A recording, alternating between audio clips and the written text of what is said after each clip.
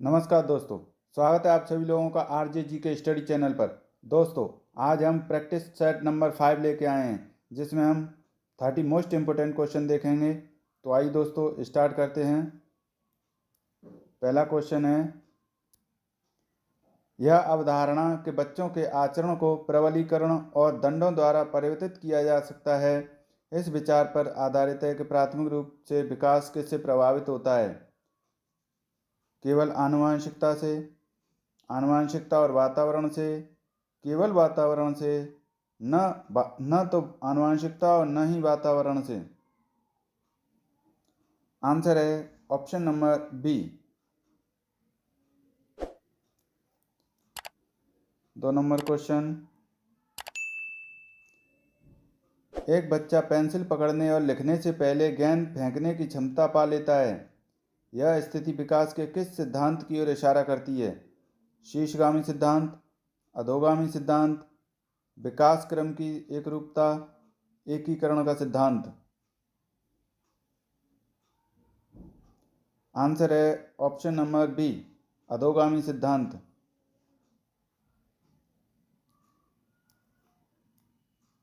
Question number 3, गत्यात्मक और संज्ञानात्मक विकास dash से होता है? बाल्यावस्था तक,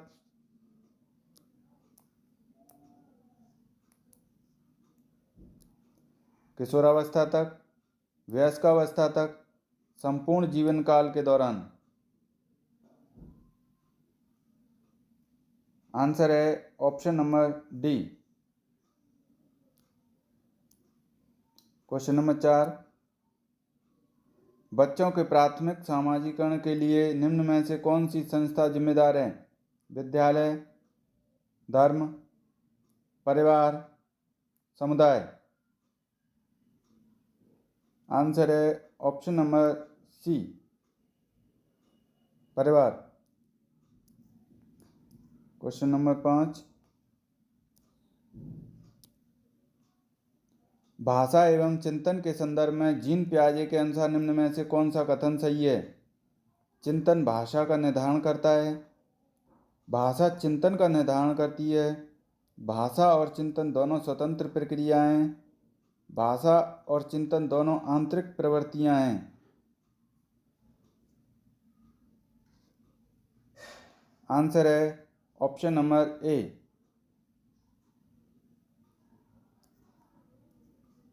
क्वेश्चन नंबर 6,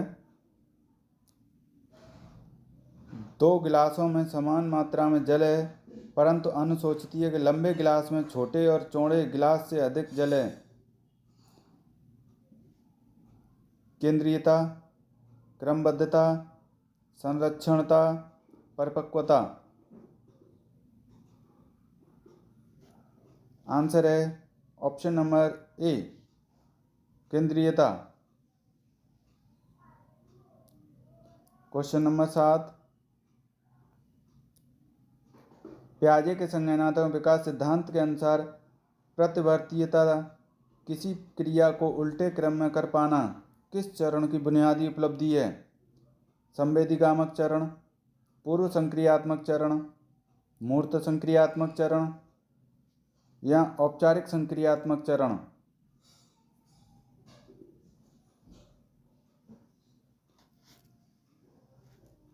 आंसर है ऑप्शन नंबर सी, मूर्त संक्रियात्मक चरण का।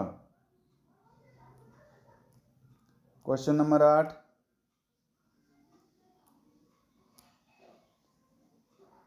एक गणित अध्यापिका उच्चतर कौशल पूर्ण छात्रों को अपने सहपाठियों की सहायता और मार्गदर्शन करवाती है। वे किस सैद्धांतिक कार्य गठन का उपयोग करने का प्रयास कर रही हैं? लेव वाइगोत्स्की का सामाजिक संरचनावाद, बीएफ स्किनर का क्रिया प्रसूत अनुकूलन का सिद्धांत, जेरोम ब्रूनर का रचनावाद या जीन पियाजे का संज्ञानात्मक विकास।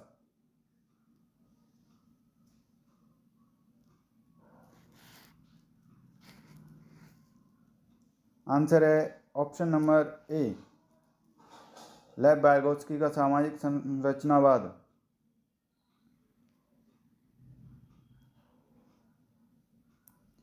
Question number 9,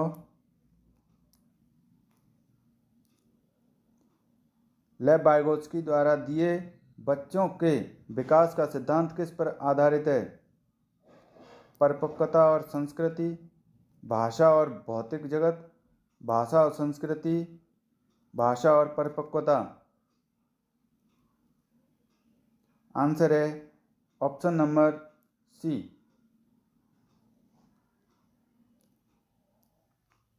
question number 10, gender एक डैश अवधारणा है? मनोवैज्ञानिक, जैविक, सामाजिक, शारीरिक। कैसी अवधारणा है?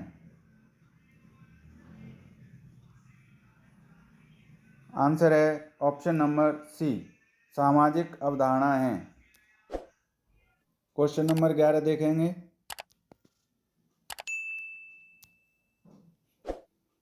नीता सभी प्रकार के जानवरों, पौधों, धातुओं और खनिजों की पहचान और वर्गीकरण कर सकती है। हार्वर्ड गार्डनर के बहुबुद्धि सिद्धांत के अनुसार वह कौन सी बुद्धि का प्रदर्शन कर रही है? अंतर्वैयक्तिक, प्रगतिवाद, भाषाई, अंतर्वैयक्तिक। आंसर है option number B. 12 number question है, कक्षा में व्यक्तिगत भिन्नताओं को संभालने हेतु एक प्राथमिक शिक्षिका को निम्न में से क्या करना चाहिए? कक्षा में सबके लिए कड़े नियम बनाने चाहिए और उसकी अवज्ञा करने वाले बच्चों को दंडित करना चाहिए। बी ऑप्शन है, प्राथमिक स्तर पर पेपर पेंसिल आधारित मानक परीक्षण का उपयोग करना चाहिए। सभी के लिए समान पाठ्यक्रम और अधिगम गति निर्धारित करना चाहिए।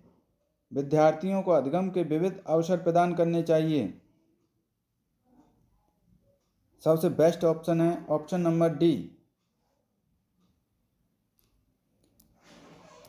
क्वेश्चन नंबर 13, 8 वर्षीय रोहित को लगता है कि चोरी करना गलत है, क्योंकि चोरी करने के व्यवहार की वजह से दूसरे लोग उसे निष्कासित कर देंगे। लॉरेंस कोलबर्ग द्वारा दिए नैतिक विकास के सिद्धांत के अनुसार वह किस चरण को प्रदर्शित करता है? अच्छा लड़का अच्छी लड़की उन्मुखीकरण, या दंड और आज्ञाकारिता उन्मुखीकरण, सामाजिक व्यवस्था उन्मुखीकरण, सार्वभौमिक नैतिक सिद्धांत। आंसर है ऑप्शन नंबर ए, अच्छा लड़का अच्छी लड़की उन्मुखीकरण। क्वेश्चन नंबर 14, बच्चों द्वारा पूरे वर्ष के दौरान किए गए विभिन्न कार्यों का संग्रहण जिसका लक्ष्य उनके प्रदर्शन का रिकॉर्ड रखना है कहलाता है? रूब्रिक, फाइल, आंकड़ों का प्रपत्र, पोर्टफोलियो। आंसर है option number D, portfolio. Question number 15, एक प्रगतिशील स्कूल में दी गई शिक्षा बच्चों को बनाती है? सक्रिय अन्वेषक, सक्रिय अनुयायी, निष्क्रिय अनुयायी, निष्क्रिय अन्वेषक। आंसर है ऑप्शन नंबर ए, सक्रिय अन्वेषक। क्वेश्चन नंबर 16, प्रभाव विस्तारीकरण और लचीलापन निम्न में से किसके लक्षण हैं? आत्म केंद्रीकरण, बाह्य अप्रेरणा, सृजनात्मकता, कार्यात्मक अटलता। आंसर है option number C, creativity. Question number 17,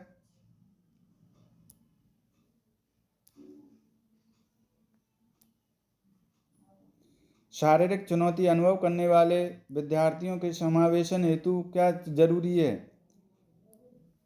मानकीकृत पाठ्यक्रम, आधारभूत अभिगम्यता, अधिकारियों का स्थिर दृष्टिकोण, विशेष स्कूलों में स्थापन। आंसर है आधारभूत अभिगम्यता। क्वेश्चन नंबर 18, पठन वैकल्य को निम्न में से किस वर्ग में सम्मिलित किया जाता है?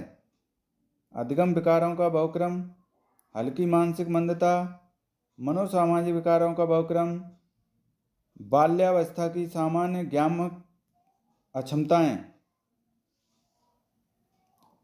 आंसर है option number A.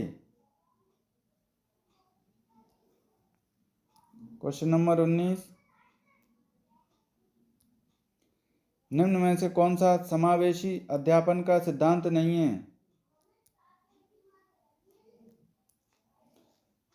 Option A है समता, पृथकीकरण और नामीकरण, विभिन्नताओं के अनुसार तंत्र अनुकूलन, व्यक्तिगत विविधताओं को अपनाना। आंसर है option number B. Question number 20,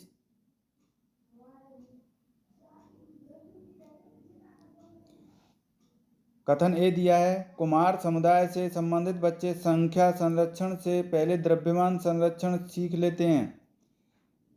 तर्क कारण आर है, अधिगम और विकास एक सामाजिक सांस्कृतिक परिप्रेक्ष्य में होता है। ऑप्शन ए में है ए और आर दोनों सही हैं, लेकिन आर सही व्याख्या नहीं करता ए की।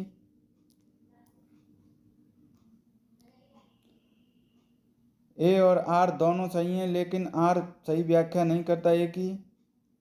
ए सही है लेकिन आर गलत है। ए और आर दोनों गलत हैं। आंसर है ऑप्शन नंबर ए। ए और आर दोनों सही हैं, लेकिन आर सही व्याख्या नहीं ए की। क्वेश्चन नंबर 21, जब छात्र एक व्यवहार को अवलोकन द्वारा सीखते हैं तो इस प्रक्रिया का प्रथम चरण क्या होता है?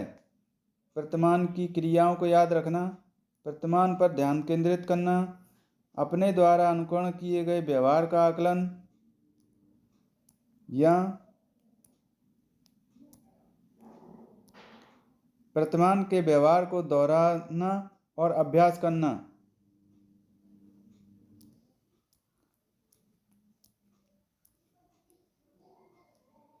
आंसर है option number B. 22 number question है,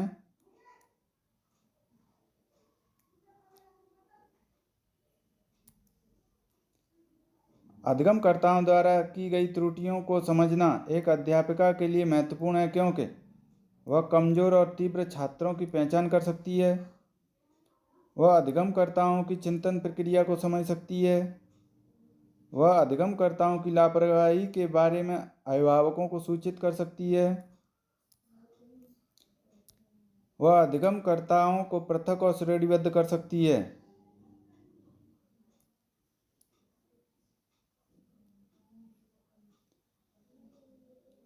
आंसर है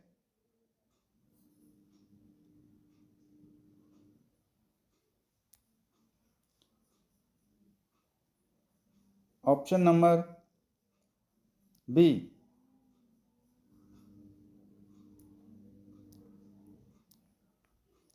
क्वेश्चन नंबर 23, राष्ट्रीय शिक्षा नीति 2020 के अनुसार अधिगम डैश होना चाहिए? विषय वस्तु अभिमुख, पाठ्य पुस्तक केंद्रित, प्रयोगात्मक, व्यवहारात्मक। आंसर है option number C. Question number 24, परीक्षा के शुरू होने से पहले तन्वी गहरे लंबे श्वास भरती है। दुश्चिंता से निपटने के लिए वह डैश तकनीक का इस्तेमाल कर रही है? समस्या समाधान, भाव नियमन, परिहार्यता, खंडन। आंसर है option number B. Question number 25, कोविड-19 महामारी में तालाबंदी के दौरान बिना किसी के बढ़ावा दिए ही रोहिणी अपनी बड़ी बहन के पास मौजूद कहानियों की पुस्तकों को पढ़ाना पसंद करती है। रोहिणी एक प्रतियोगात्मक अधिगम करता है, स्वप्रेरित अधिगम करता है, प्रदर्शन अभिमुख अधिगम करता है, बाह्य प्रेरित अधिगम करता है। आंसर है option number B. Question number 26, बच्चों द्वारा गृहीत वैकल्पिक संकल्पनाएं और भ्रांतियां क्या दर्शाती हैं? अधिगम अक्षमता, किसी संप्रत्यय के बारे में सहज विचार, निराधार दावे, स्थायी संकल्पनात्मक ठहराव। आंसर है option number B. Question number 27, निम्न में से कौन सी शैक्षणिक योजनाएं एक प्राथमिक स्तरीय कक्षा के लिए प्रभावकारी हैं? संकल्पना मानचित्रों का इस्तेमाल, अमूर्त से मूर्त संकल्पनाओं की ओर बढ़ना, विविध सामग्रियों का प्रावधान होना, कहानियों और उपाख्यानों का इस्तेमाल। आंसर है ऑप्शन नंबर बी।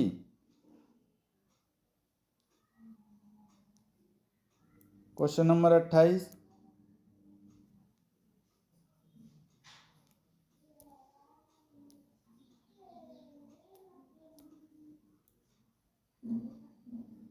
एक प्राथमिक शिक्षिका अपने छात्रों को सभी जानकारियों को कम से कम 5 बार अपनी कॉपी में लिखने के लिए कहती है। शिक्षण की यह विधि अत्यधिक प्रभावकारी है क्योंकि पूर्वाभ्यास और पुनरावृत्ति विषय वस्तु के अर्थपूर्ण अधिगम में अत्यधिक सहायता करते हैं। बी ऑप्शन है प्रभावकारी है क्योंकि किसी भी जानकारी की 5 बार से कम पुनरावृत्ति करने से तत्काल भूलने की संभावना रहती है। प्रभावकारी नहीं है क्योंकि केवल पूर्वाभ्यास करना अर्थपूर्ण अधिगम की उपयुक्त तकनीक नहीं है। प्रभावकारी नहीं है क्योंकि पूर्वाभ्यास अर्थपूर्ण अधिगम की एक जटिल प्रक्रिया है।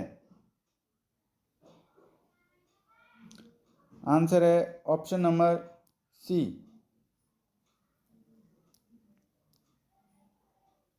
क्वेश्चन नंबर 29, निम्नलिखित में से कौन सी योजनाएं समस्या समाधान के लिए प्रभावशाली हैं? कलन विधि, अन्वेषण, बिना बोध के प्रयत्न त्रुटि दोहराव, बिना बोध के प्रयत्न त्रुटि दोहराव। आंसर है ऑप्शन नंबर बी।